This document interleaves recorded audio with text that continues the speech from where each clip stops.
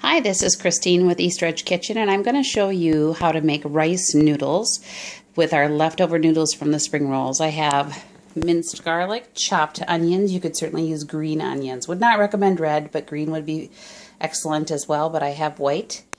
I bought a chicken, rotisserie chicken, and took off the meat and shredded that up. I bought some pre-processed cabbage, some broccoli flowerets where I just had to break those apart, the snow pod peas where I had to just cut off the ends, the carrots from today, and then we have the leftover rice noodles. I'm going to go ahead and heat up some regular vegetable oil in my stir-fry wok pan, and then I'm going to begin by sauteing the onions and garlic. Once they're translucent, about 3 to 4 minutes, I'll show you that picture.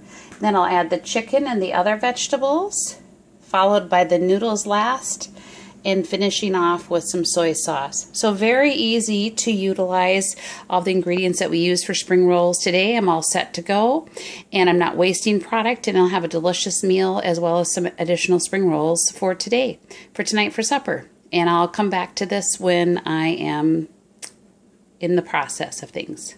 Starting the process of my heated oil, you can hear it snapping and crackling.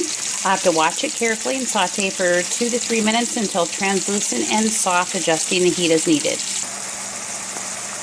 It's been about 2 minutes, and you can see that the onions and garlic are starting to become soft and translucent, gaining a little bit of yellow on the onion and actually a little lighter color on the garlic. And now I'm ready to go ahead and add the rest of my vegetables. So I'm going to add the carrots, cabbage, broccoli, and pea pods. Okay, added those to our dish. Then I'll continue to stir fry those until they're tender, probably 5 to 8 minutes. We'll see how that goes. They're going to release some moisture because that's what's in vegetables. And I'll keep stirring continuously. We'll come back to this as soon as that's ready. Our stir fry has been, the vegetables have been stir frying for 3 to 5 minutes. They're becoming shiny and al dente, shiny and al dente. You can see that the cabbage is breaking down. The carrots, the peas are starting to glisten. The broccoli is a bright, vivid green. We don't want to overcook that. Now I'm going to add the chicken to our pan, and that was pre-cooked, so I really don't have to worry too much about, sorry, hard to dump and film at the same time. Don't have to worry too much about how long that has to be in there because I do have it still warm. That's a different story if you're using cold chicken. Then you need to make sure that reheated chicken gets to 165 degrees. But with this, it's pretty warm, so I'm not going to wait that long. Next up, we're going to add our noodles. You can warm your noodles up 2 ways. Hot running water, or you can place them in the microwave for a little bit. It's best to have your noodles hot before they go into the mixture, but not like boiling, steaming hot. We'll come back to that process in just a few minutes. I cooked my chicken for a little longer. I warmed my noodles while the chicken was cooking.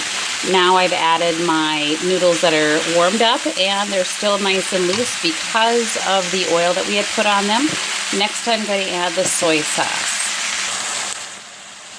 Okay, I've added my soy sauce just by looking at it and eyeballing it. Next I'm going to keep using my tongs in my stir fry pan. Keep rotating that around to combine the flavors and see how it tastes. This would be a better thing with your tongue versus the wooden spoon, most likely, because you need to really combine that well.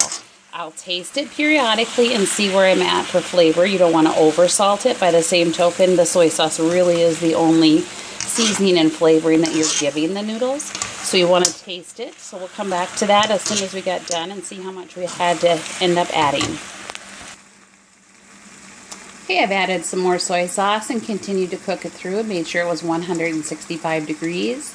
Vegetables are still bright. If people feel they still need more soy sauce when they're eating it, they certainly can add it. Better to add a little too little than too much, especially with sodium, which, fancy word for salt, of course.